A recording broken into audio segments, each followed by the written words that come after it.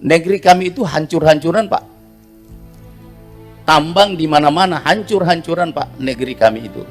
Ada senior saya di sana, mantan gubernur Pak Longki Janggola, Pak.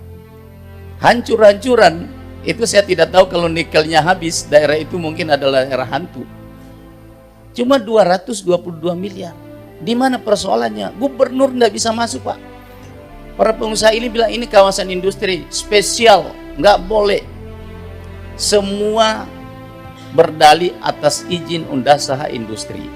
Sulawesi Tengah itu adalah salah satu provinsi penyumbang devisa terbesar juga di Indonesia ini. Bapak Presiden bilang ada 570 triliun dari pajak yang bersumber dari industri smelter yang ada di Sulawesi Tengah. Tapi coba Bapak-Bapak bayangkan, setiap tahun DBH itu kami hanya mendapatkan 200 miliar. Jadi kawasan industri itu Pak nggak bisa diapa-apain. Semua bebas, kendaraan bebas di dalam itu. Mau ngapain aja dia. Kami tidak bisa, Pak. Sementara pengenaan dana bagi hasil Bapak di sana itu dilakukan di mulut tambang, bukan di mulut industri. Beda misalnya PT Vale yang masih menggunakan izin usaha pertambangan pemurnian.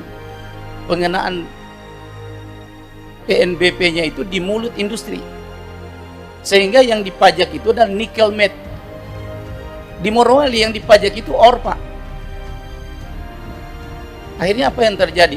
Satu ore misalnya 40 dolar per metric ton. Tapi kalau misalnya pajaknya itu dibayar di mulut industri menjadi stainless steel, ya mungkin Sulawesi Tengah itu adalah salah satu daerah yang menyamai mungkin DKI, Jawa Barat dan sebagainya soal PAD. Ini problem kami, Pak. Jadi kemudian saya baca di Undang-Undang Industri itu yang jadi problem, Pak. Itu mereka para pengusaha ini diberi tax holiday, tax allowance itu sampai 25 tahun. Nikel di Morowali itu tinggal 10 tahun, Pak. Jadi habis tax holiday itu selesai, habis nikel, kami akan mendapatkan begitu-begitu saja. Jadi ini perlu saya sampaikan karena ini berkaitan dengan pembukaan sumber daya alam. Mungkin kalau di Kalimantan hampir mirip lah kira-kira. Hancur-hancuran, Pak.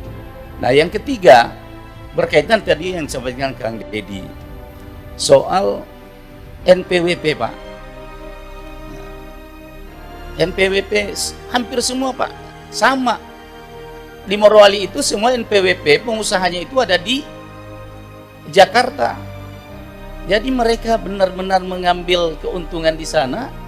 Kita yang merasakan dampaknya, kita tidak punya apa-apa. Ini Bu Wamen, ini perlu kita berjuang keras ini supaya. Kemarin saya paksa, Pak, tapi takutnya nanti dilaporin lagi saya ke pusat.